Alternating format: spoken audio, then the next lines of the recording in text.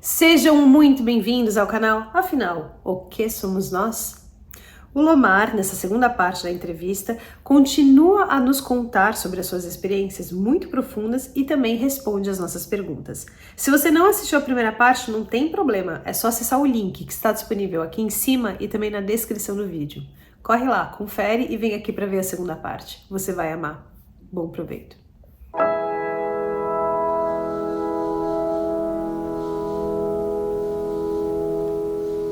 Quando você diz que aquele lugar era familiar, você sente que você simplesmente era não matéria, você virou matéria e volta a ser não matéria. Isso você sente que se dá uma única vez? Não, eu senti que foram milhões, eu nem sei te explicar quantas vezes eu passei por isso. Na hora que eu senti isso, eu pensei claramente assim, nossa, de novo. Foi pesado assim, a sensação novamente mesmo, sabe? E eu até tentando explicar para minha esposa, eu falei, olha, sabe quando você está o mais longe possível da hora que você dormiu e o mais longe da hora que você vai acordar? Tipo, vamos supor, você dorme 10 horas da noite e acorda 10 horas da manhã, né? Ali ali na madrugada mesmo, né? Ali no meio da madrugada. Quando às vezes você mexe na cama, você mexe assim, você vira de lado ou ajeita ali a coberta, alguma coisa assim, e você volta a dormir instantaneamente. É aquele lugar, é o nosso lugar, é aquele lugarzinho ali que todo mundo conhece, todo mundo vai lá todo dia, toda hora, assim, né? Sempre tem alguém lá, porque sempre tem alguém dormindo e é como se a gente pudesse ter contato com essa realidade todo dia, mas muitas vezes é ignorado, a gente acha que é só um período de descanso, né? Mas quando você diz que você, de novo, você não estava se referindo a um período em que você, dormindo, foi lá? Ou você estava falando de outras existências que você teve? Não, isso foi eu tentando explicar como era familiar para ela, a sensação da familiaridade. Mas isso quer dizer então que você sentia familiar porque durante a noite você ia para esse lugar? É isso que você quis dizer? Eu sinto que sim, que é como se esse lugar ele está interpenetrado aqui, ele está aqui. Depende da gente estar desperto ou não desperto, dormindo, acordado. Então você não teve nenhuma sensação se você teria tido outras existências aqui na Terra ou em outros lugares fora essa que você tem? Tive, e eu usei esse momento do sonho, da noite, para tentar explicar quão é familiar aquele local. Não que seja. Porque foi o mais próximo que eu consegui, analogicamente, tentar comparar, mas é como se fosse realmente, eu senti que eu já morri assim, várias vezes, que eu já passei por aquele tipo de formigamento, aquele fractal, todo aquele, toda aquela sensação mesmo de sair da matéria de forma mais definitiva, assim, tipo, morri, saí desse corpo e agora é só uma nova experiência mesmo, né? Eu senti claramente que sim. E você sentiu também que essa existência existe fora da Terra? Senti que essa entidade, ela, em alguns momentos, ela me passava uma sensação que tem a ver com a questão do tempo. Era como se ela, em algum momento, tivesse falado assim: você ainda leva em conta, né, você leva em conta o tempo, como se fosse assim, você usa, como se fosse algo ela avaliando a nossa civilização e em qual momento nós estamos. E como se isso fosse algo que é normal e que eles já estiveram nesse momento também. Mas isso significa que ela está possivelmente em outra dimensão não material ou que ela está numa dimensão material e ainda assim com alguma responsabilidade com relação a nós? E aí que está essa questão da sutilização, que eu entendi que existe um caminho de sutilezas no qual esses espíritos ou essas consciências têm que passar, no caso somos nós. E ela já estava num nível mais sutil.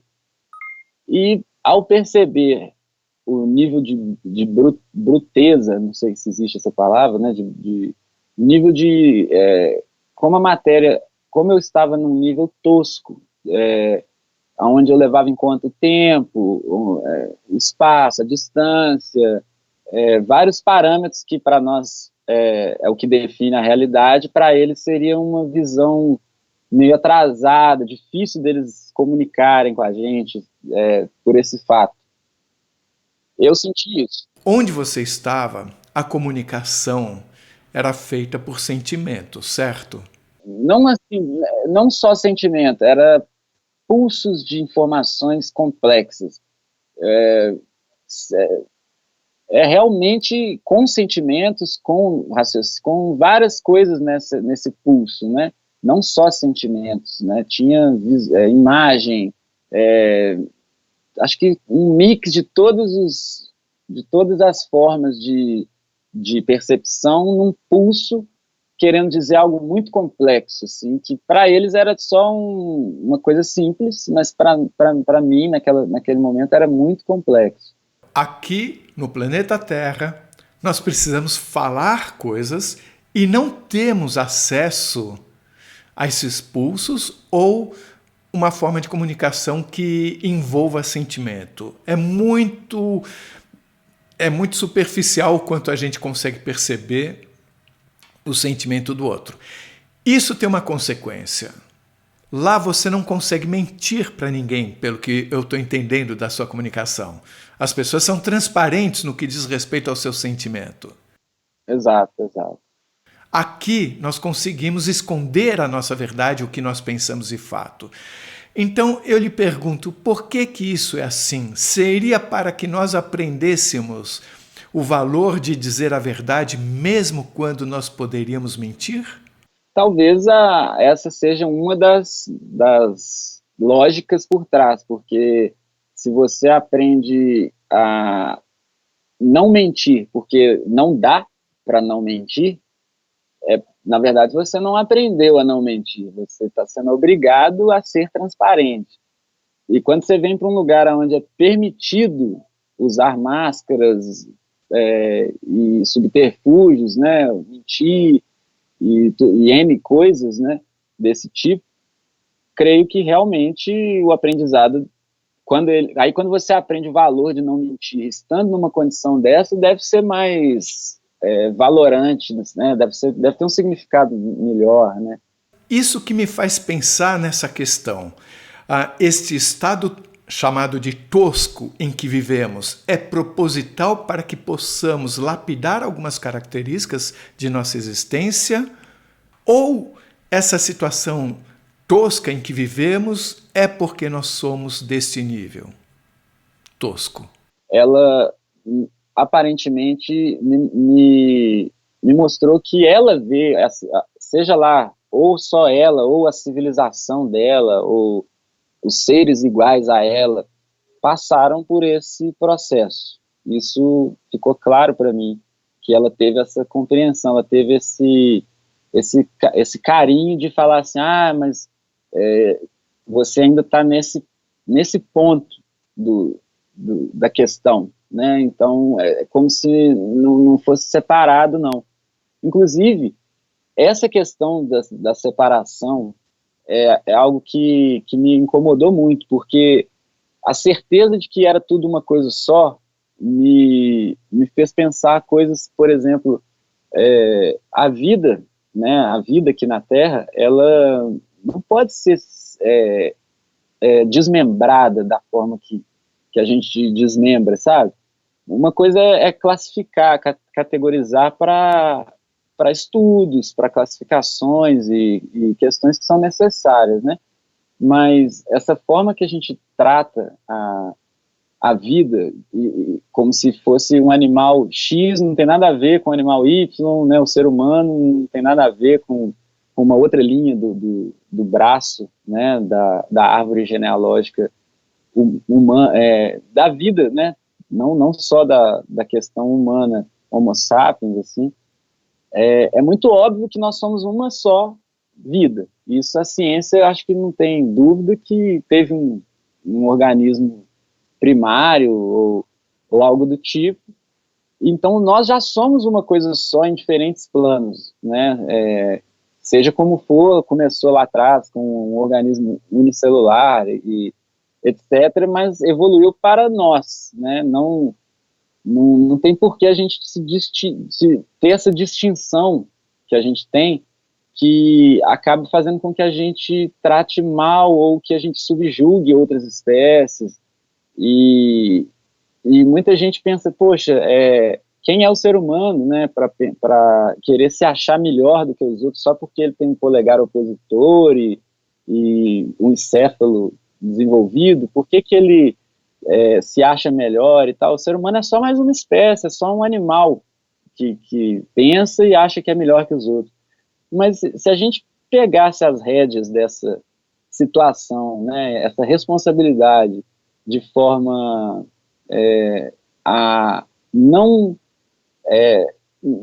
jogar fora essa nossa possibilidade de ajudar os animais, de estar ajudando o planeta, e não só tirando essa responsabilidade, né? Eu acho que a humanidade hoje ela tenta tirar a responsabilidade do ser humano, colocando ele como só mais um animal racional, eventualmente, mas ela deixa de ver um aspecto muito importante. Não é questão de se achar melhor do que os outros animais.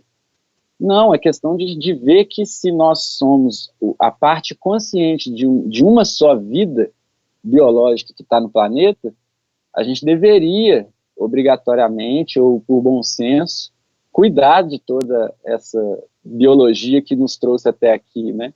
Você disse que quando ela recebeu você, ela disse que não era para você estar ali. Mas eu percebo em várias entrevistas que a pessoa acha que aquela experiência foi causada para que ela se lembrasse de alguma coisa ou corrigisse o rumo. Mas ela diz que não era para você estar ali. Como é que você consegue entender a experiência que você teve hoje? É como ela falou ou também tinha um componente de fazer você se lembrar de alguma coisa para que você estivesse aqui e agora nos contando tudo isso? Eu senti que era um combinado, alguma coisa que eu tivesse falado, não sei se especificamente com ela, que eu não voltaria antes de fazer alguma coisa, ou se era uma regra geral. Eu fiquei na dúvida mesmo. Eu não entendi, até hoje eu não sei exatamente se é algo que vale para todos, assim, olha, não vem aqui antes da hora, ou se era algo para mim mesmo. Eu não era para eu ter ido lá antes de tais coisas. E essas coisas têm a ver, sim, com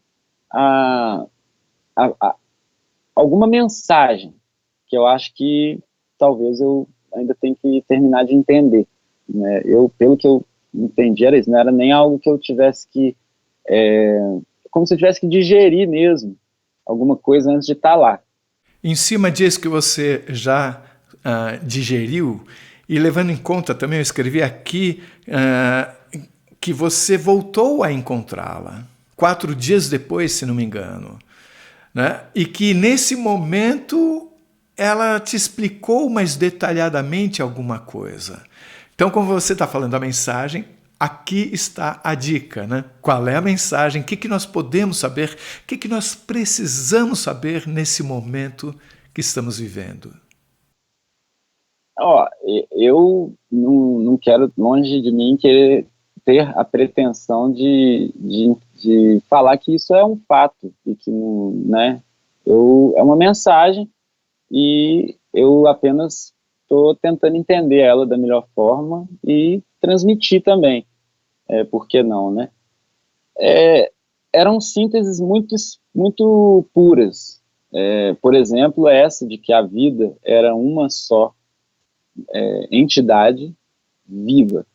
E quando eu voltei, assim, nos dias seguintes, eu ficava realmente meio em choque, porque várias coisas iam me confirmando essa informação dela, a questão do DNA, né, ser um elo de ligação entre as espécies, a questão de todas serem, né, organizadas com carbono, são muitas coisas em comum para a gente descartar essa questão de fato, de que nós somos um organismo, e em diferentes planos corporais.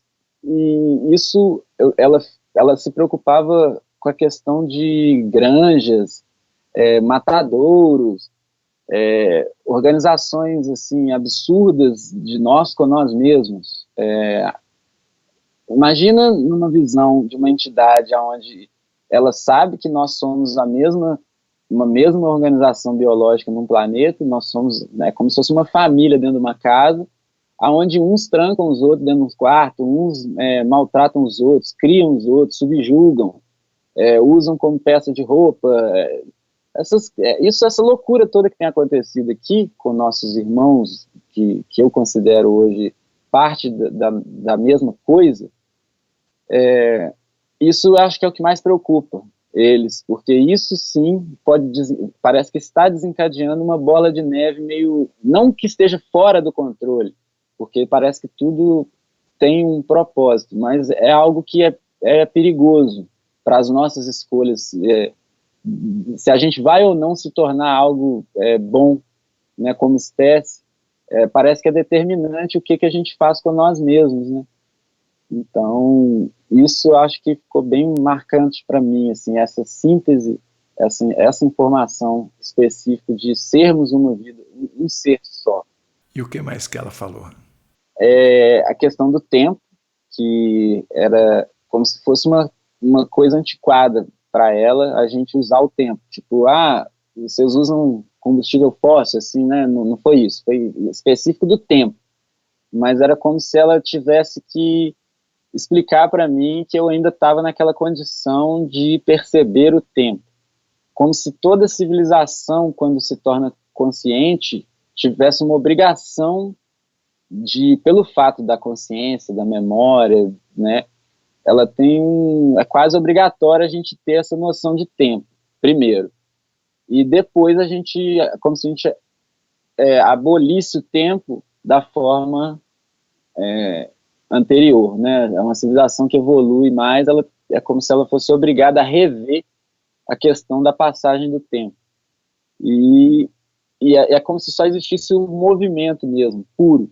Nunca passou um segundo. É uma coisa estática, que é um espaço, o espaço sim existe, mas o tempo é realmente uma criação, uma medida para comunicação, e não tem uma realidade mesmo, assim, em última instância, sabe?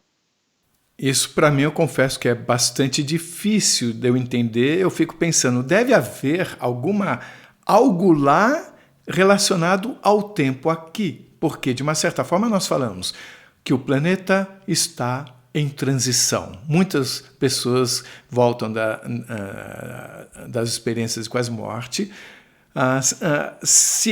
conscientes de que estamos passando por uma transição. Transição significa tempo. Então, se existe essa transição, se as pessoas fora dessa dimensão material sabem que estamos numa transição, esse movimento que existe lá, de alguma forma, se relaciona com o tempo que nós temos aqui, para que a compreensão da transição também faça sentido lá. Sim. Eu vejo como uma forma comunicante. É como se você quisesse discutir a existência ou não de um pretérito do futuro, ou de uma questão gramatical.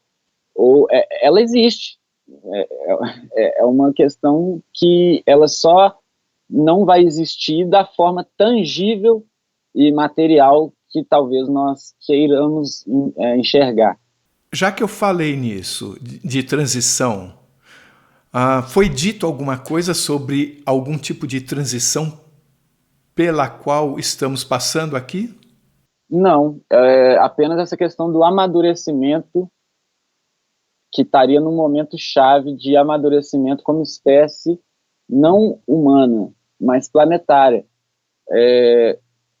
Talvez poderia ser um momento chave, assim, como se fosse uma adolescência, um momento onde nós vamos ter que expor nossos problemas de forma mais franca para poder avançar, não dá mais para esconder e tal. Isso eu sinto, naturalmente, não foi me passado por ela, e a preocupação mesmo era em relação a não tomar as rédeas da situação planetária. Esse era o ponto. Como a preocupação de não tomar as rédeas? Nós não estamos assumindo a nossa responsabilidade, seria isso? Exatamente. Esse era um ponto que eu acho que pode ser interpretado como um momento de transição, porque se a gente decidir continuar dessa forma, né, pode ser ruim demais, e se a gente está nesse ponto de escolha, né? Você falou em bola de neve. Qual o significado dessa bola de neve no contexto atual? É como se tivesse um ponto de ignorância que não tem retorno. Um ponto onde a gente maltratasse tanto nossos semelhantes, os animais e a natureza em si, né? Mesmo uma pedra, não falo só dos animais, eu digo nossa casa, nosso planeta mesmo. Que se a gente não criasse essa consciência, a gente tivesse em risco mesmo, né? De talvez não conseguir continuar como vivos, né? Prosperando. Eu senti isso, uma preocupação dessa bola, dessa confusão virar algo sem retorno. Você comentou no e-mail que você mandou, um dos primeiros e-mails da nossa troca de e-mails, sobre... Eu não estou bem lembrado, como se ela tivesse se transformado em algo que foi crescendo a partir de partículas. Como é que foi isso que você comentou? É porque esse pulso de informação, ele veio com uma mensagem de que a vida, ela está sendo gerada, ela não foi gerada. É como se fosse assim, as grandes perguntas que a gente tem, como a vida, como algo inanimado passou a se tornar animado, né? Como é que uma partícula que nunca fez nada em prol de si, uma partícula de silício inerte ou de carbono, né, passou a fazer coisas em prol de si mesmo. Como que a vida passou, né? Que momento foi esse, onde não era vivo e passou a ser vivo? E dessa mesma forma tem o momento do universo não ter existido e passar a existir, né? Então é muito específico nesse ponto. Ela falou comigo que não é como nós buscamos o ponto no passado aonde isso aconteceu. Isso tem a ver também com a nossa visão de tempo. Então, é como se a gente quisesse buscar essas coisas num local que não é agora. Mas, pelo contrário, o universo está sendo criado agora e a vida está sendo criada agora. E isso mudaria até as linhas de pesquisa, porque